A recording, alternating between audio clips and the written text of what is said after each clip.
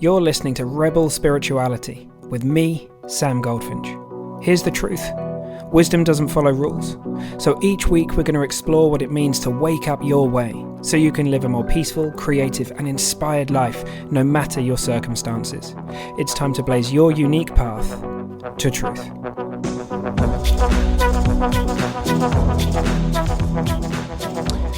Hey team, okay, it is a good one today. We're talking about how you cannot feel the future, which is a very nice idea, but the moment this starts landing more deeply for you, it will change your life forever. So we're going to explore that a bit today. But just before we do, just a public service announcement from me to say, the YouTube channel's up and running. I'd love to have your support over there. So if you could find a minute today just to go hit the show notes, go hit the link to YouTube, or search for Rebel Spirituality and just hit subscribe. It would mean the world to me. And just get this message out to more people.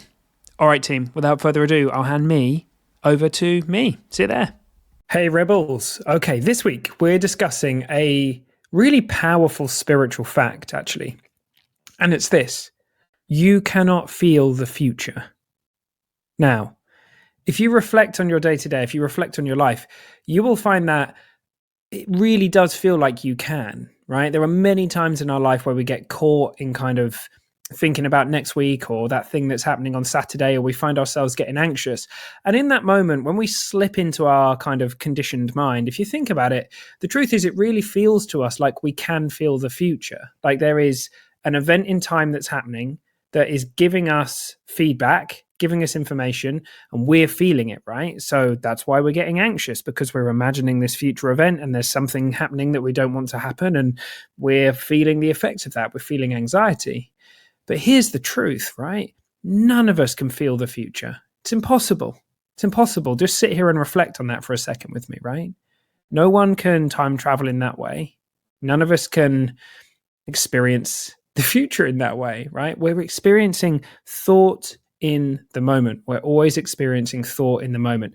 What this incredible special effects department that we have, which the same mechanism that allows us to use our imagination and dream up incredible things that we'd love to have happen, is the same kind of software, if you like, as the thing that's dreaming up the future scenario that we don't want and then is creating anxiety. But in those moments when we know we're feeling thought, right? We're in alignment with how it works. We're able to use those faculties to plan, to use those faculties to prepare, but we don't get caught up. But when we forget that, when we really do feel like there is an event out there in the future that exists, separate to us, that can impact us, then we get really caught up. And we start overthinking, and we get caught up in our kind of, as Sid would call it, contaminated thinking. And we start thinking over and over and over the same thing and trying to plan it and trying to get in there. And it's not that there's anything wrong with planning.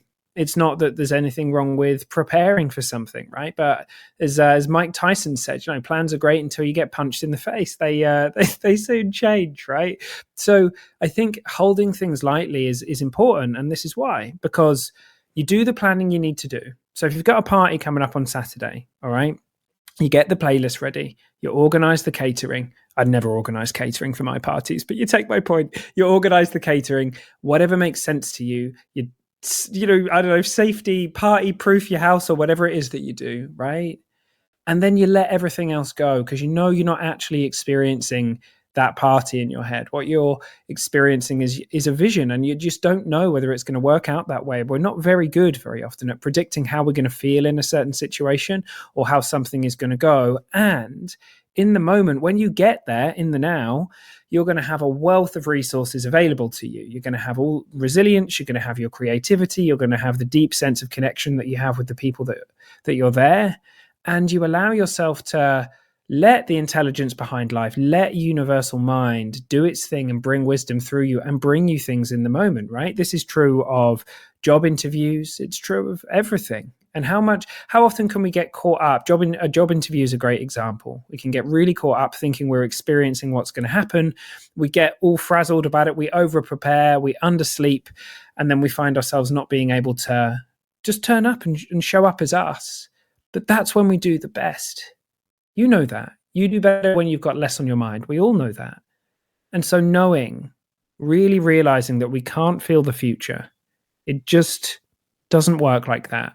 And being kind to ourselves when we've fallen for that trick allow ourselves to fall back into the moment, ask ourselves what we can prepare, ask ourselves what we can control, and release the things that we can't control and trust in universal mind, which is, it's got the goods for us, but it's going to deliver them right on time. It's not going to deliver them before we get there, because it can't, because the future's not a place. All right, team, I'd love to hear from you. So be sure to leave me a comment below if this has impacted you, and be sure to hit that subscribe button. It means a huge amount to me, if you could do that and help me grow this. All right, team, I'll see you soon.